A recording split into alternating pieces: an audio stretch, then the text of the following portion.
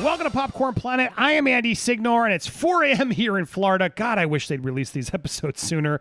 But we just finished the Falcon and the Winter Soldier season finale. I don't know which one it is. Are we going to get it back? We shall find out. I will share my thoughts of this episode before I get into spoilers. In case you haven't seen it yet, you're just clicking on this to support. Thank you. You're not no spoilers just yet. Before I break down what we saw and what we did, is the show worth watching? Overall, did the series work? Should you tune in? Were you hesitant after WandaVision, or did you hear it was too preachy, etc.? I got to say, overall, yes, it's worth watching. And if you want to be in the MCU, this is going to be required viewing. There's so much goes down that I feel like is going to obviously parlay into the future. And it's really a nice opportunity to really get to know both Bucky and Sam. I got to say, Sam really got a lot today. This last episode where I appreciated it more, but I got to say it's really Bucky's show overall. I was really impressed with Sebastian Stan throughout this series, and I love the arc that they gave Bucky. I never was really into him as a character, but I came to love him throughout this show, and now I'm a big fan. On top of that, John Walker, fantastic character. I'm going to talk more about it as we break down what happened, but I got to say I love it. I love what they did with it. I know a lot of people don't like him, but it's part of the reason I love it, and I see more to it than I think some of the people are just saying, hey, you're not Chris Evans. There's so much more to the new Cap, as he will, and what happens to him that I thought was fascinating and fantastic. So overall, yeah, I like the show because what I love about the show specifically, and we're going to do a comparison to WandaVision. We'll do that Nerd War next week or sometime where, which one really worked better. My feelings on this is that I feel like each episode is really more substantial. They're giving you more character stuff, more plot stuff. It doesn't have it's longer, so you get a little bit more meatier thing each week to week. But it also doesn't leave you like, oh God, what's the twist this week? And is there going to be a surprise? And who's going to finally explain what's going on? WandaVision had this constant what's happening? All right, who's pulling strings? Oh, are they going to tell us this week? Are they going to tell us this week? And this show doesn't require that. The show could stand on its characters alone and not keep kind of stringing us along. Where you feel like, tonight's going to be the night. Tonight's going to be the night. Tonight's going to be the night, which is what I constantly felt with WandaVision and why I just didn't connect. Now, WandaVision had a lot of great, I'm not trying to bash that here. Great performances by Elizabeth Olsen, Paul Bettany. I did, and some moments I really did enjoy the show. But just in comparing, what I like about this is it feels just more like a serialized drama where, yes, there's sometimes a cliffhanger where you're like, oh my God, I want to see what happens next. It doesn't feel like you have to have these big major Marvel cameos or surprises or things revealed for the show to work, which is what I sort of started feeling like with WandaVision. This one is really a character study of these two guys and what's happened since. It also really gets into the world of the post-blip. I really enjoy that a lot. And now I have some problems there too, and I'm going to break that down in a second. But overall, just sort of summary of things, I got to say I've been impressed with this show, and I definitely encourage you to check it out. Some great action, some great character development, and a chance to really live with these characters in this world that now seeing the series all the way through, I got to say I'm overall happy with.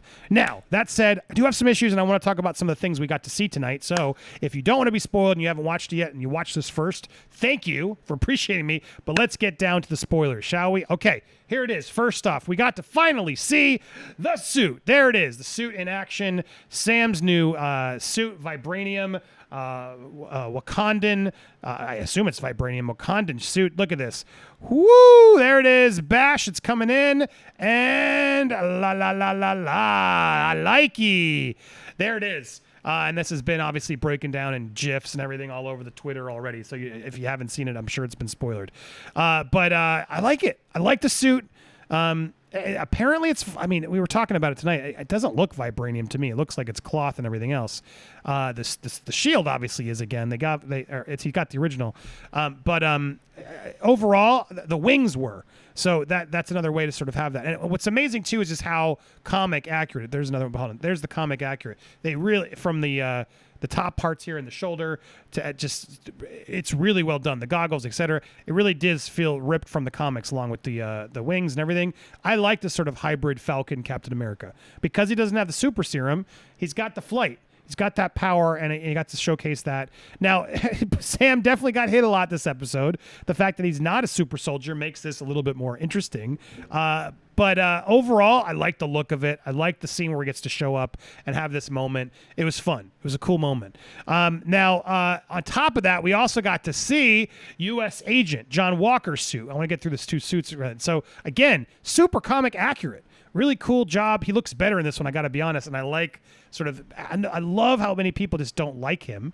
And I love the fact that we're going to get a little bit more into what this is, John Walker, a U.S. agent, what this means. And I loved when he's like pumping to this girl. Yeah, back in, baby. We're back in. We're back in. It's not over. Giving this guy another shot. And why I care more is because, yeah, while everyone's hating on this guy, I love this character. This character is so fascinating to me.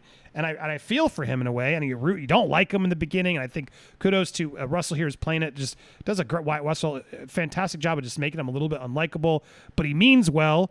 And there's a lot of debate online of should he smash that helmet, the shield on the terrorist. Let's be honest, Steve Rogers has killed a lot of people in his way to get to the point and save the day. And these guys were doing a lot of damage and killed his friend. And that sometimes happens in war. So it's an interesting dilemma this guy's been going through. And so many people are just hating on him and calling him the villain. But I think there's a lot more to it. There's a complicated character, and I love complicated characters. And so John Walker, to me, is another standout from this show that I got to say really surprised me. And I love that in this episode, the finale, we got to give him that moment where he made a choice to get revenge or to save people. And as simple and sort of obvious as it was, we got to see him actually save somebody. So while he's in with, I forget this new character. I love Julia Louis-Dreyfus' character here. While he's in with her, and this probably will go south, and he'll have to do some things maybe that aren't that great. I love that we know deep down he chose to be good. That doesn't mean he's going to be perfect. But he chose to be good in that moment, and that was a great moment. And then he finally got to be part of that team, and it was well earned and deserved, and they needed him likewise. So it was a really fun turn for John Walker that made, again, another reason why I actually really enjoyed the episode. The other big twist was the Powerbroker. Now, a lot of people had been predicting this. I sort of was like, well, that doesn't make sense. I guess it can make sense. It seemed like she was blipped. She was on the screen, but it seems like she just went incommunicado during that blip and built this whole world for herself because, as they alluded to in the episode, she was betrayed by the government and wants to do, damage against it. Now, do I believe that? Not yet. And even as the end credit scene shows, she's like, well, yeah, now we got all the government stuff where they'll sell. Like, really? I mean, I guess, yeah, they turned on her, but they didn't at the end of the day. Like, once they figured out what happened, they helped her. But is she going to be another Carly now? Because that's my biggest problem. The Carly parts of this and the Flag Smashers, man, those parts still didn't work for me. So the reveal is interesting. I liked the actress. I don't know. This wasn't the biggest. I don't hate it, but I'm sort of like, wait, what does this mean? I need to know more about her character and how this all happened, and does it make sense? But what I'm curious for you guys, did you like the Powerbroker? Do you believe the Powerbroker switch? Tell me down in the comments below as you're watching. To me, the biggest standout of this show, this was also a brilliant moment. Look, there's a lot of people claiming this show is preachy and, oh, it's too woke. That's so over this. The show's too woke. Look, it did get more preachy tonight. I will admit that, especially Falcon's speech to the press as the cameras, the long monologue as the cameras are. It was a little much. It got a little intense. That said, once it got to sort of the world of the blip and him yelling at the government, he's right. There was some good stuff there. I just think the writing, it didn't hit as hard as it could have, and that's unfortunate. So, yeah, that scene was preachy. This one, however, I thought was really great. It finally justified and brought this whole story to a close to give Isaiah Bradley the respect he deserves. This actor was fantastic. And this embrace at the end, this moment that got us all choked up on our watch party. A brilliant performance here and a great scene in this show that overall, I got to say, was a standout of the episode. But for me, aside from all the things, I love John Walker. I love seeing the suit, and I love Sam finally getting to step up and not throw the shield away, as Jody kept like, why do you keep turning down the shield? Why do you keep not being a hero? Enough, like, step up. He finally steps up in this episode, so it was nice to see Sam do that. But for me, in this whole show, man, the star, it's Bucky, man. What an amazing turn for Sebastian Stan. Amazing performance, and what a great way to finally give this character some depth, some understanding, to have us really feel for him, given everything he had to do as the Winter Soldier. I gotta say, like, this one really affected me the most. His whole plot line, and to bookend it with his the father that he's been befriended of the son he killed in the beginning, and then at the end, finally has to get that closure and have that moment. It was emotional for me. I think it was, and it was a great performance. Plus, you had that moment in Wakanda as the White Wolf where he's tearing down and you are free. Sebastian Stan and Bucky had a fantastic arc throughout this show, and beyond just his own personal arc, I really did enjoy the little moments they gave us throughout this season. Some people thought, oh, it's slow. Why are they on the boat so long? Clean it. Why are they doing this? But no, they want to turn these two into friends. And in order to do that, we needed to have some moments like that to sort of see them like showing up and wanting to support each other and be there for each other. And I never felt like it stayed too long. But even last week, which some people thought were slow, I thought it was actually a really important episode to really establish these two together and their camaraderie, and they're going to support of each other. And so, look, this one just sort of sells it. I like these two together. They're fun. They're better together. Sam definitely needs Bucky. Sam can get a little preachy and a little boring, in my opinion, but I still appreciate him.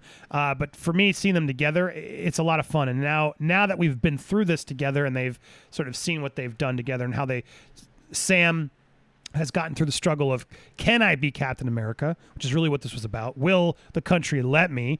I think that was a fair question to ask, the whole racial part, which a lot of people are saying is woke. I didn't buy that. We finally got his answer, and he's finally stepping up to be the hero that Steve Rogers wanted him to be. So it is a great arc. We got to see all that play out through this show. And then with Bucky, you got to see him finally cross everybody off his list and start to become human again. So these are two really big arcs that you got to see over the 6 hours. That to me just hit me harder. We got to feel that, and that's what I was missing with WandaVision, to be perfectly honest. I never really felt, it always felt a little rushed. And I never really got to see the character arc. If anybody, I feel like Vision sort of had the best character arc, and it wasn't even a real Vision. Scarlet Witch, I liked Elizabeth Olsen a lot, but we got a little bit more heft instead of gimmick in this, and that's what I really wanted to see in the Marvel world. So overall, I was very pleasantly surprised. I enjoyed the action. Man, there's so much action in the beginning of this episode. Some great action last episode. They've really stepped it up, and the budgets are insane. Overall, I was really impressed. I'm digging this show. I really liked where it goes. Will there be more? Will we see a season 2? I loved at the end when they called it Captain America and the Winter Soldier. It was a cool little thing if you didn't notice that at the end in the title. Hold on, let me make sure you did. Yeah, it's right here. But ending the show there, I missed it at the beginning, but there it was. They made a point to throw that up at the title, that this wasn't no longer the Falcon and the Winter Soldier. No, Captain America and the Winter Soldier. He's still the Winter Soldier, I guess. Shouldn't he be? Isn't he not the Winter Soldier? If it is weird, Falcon got to change his name, but the Winter Soldier should be not. Doesn't Bucky want to be someone new? Shouldn't he be a White Wolf? Anyway, regardless, cool that they finally established that. An overall cool show. Again, a lot of really great moments in this to me. I will echo again that scene with the press. It was a little much. Sorry. There's another big complaint. I don't know how I missed it. I'm not a fan of Carly as a character, as a villain. I think she was just poorly written, confusing what the whole Flag Smasher thing was doing. I know some of you are like, no, it was this. Great. For me, and watching it and doing the streams and the people I've been talking to, not enough of us really understood what was going on. And from what I've gathered, there were some significant reshoots and stuff that really muddled that plot line down, it seems, which is unfortunate because this idea of an organization sort of fighting back about the government who wants to just bring everybody back in from the blip and just sort of take over how do you handle that? I have no idea how you'd even handle that. It's an insane idea that half of the world just disappeared, and then 5 years later, as everyone's attempt to finally move on, they all show up again as if they didn't leave. It's a fascinating idea and a plot point, and of course there'd be division or people who are like, let's go back to the way it was, and it seems like that was the point of what the Flag Smashers were doing.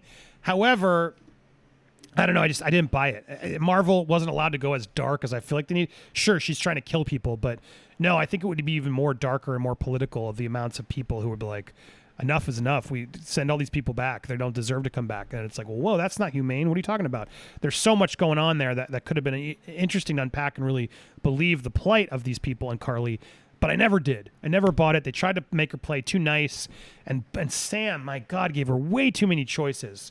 I just was like, enough is enough. I was rooting along with Zemo. It was like, you got to, at some point, I was like, are we going to finally have Sam realize, yeah, sometimes you got to make a heavy choice, because Carly was just willing to let anybody die to keep doing this. And so great theme and great idea, but poor execution on the Carly and the Flag Smashers part overall. I didn't think that summed up enough. There were some moments throughout the show where, like, the John Walker moment versus the Flag Smashers. Now, that was great. But this overall, underwhelmed by them.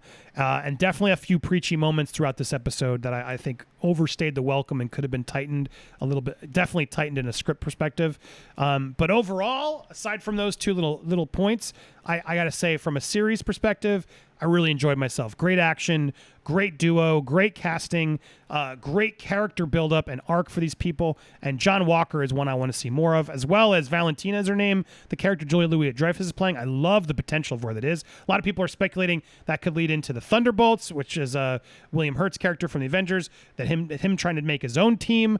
There's so much potential here where this can go next that I'm excited to see where it goes. So I'm into this one. I love this series. I thought it was great. I loved it week to week. It was a good payoff each week to week. What did you guys think? Tell me down below. If you haven't already subscribed, make sure you hit that subscribe button, hit that bell for all alerts, and smash that like button. I want to hear your thoughts. What was the best episode? Was it a letdown for you? Did you like it better than WandaVision? Plenty of stuff you can bring down in the comments down below. And stay tuned here, Popcorn Planet, for much more about this show and more. Was it better than WandaVision? I think we got to do that nerd war. I'm curious your thoughts. So stay tuned. Thank you guys so much for watching, and watching early this morning. My God, that was crazy.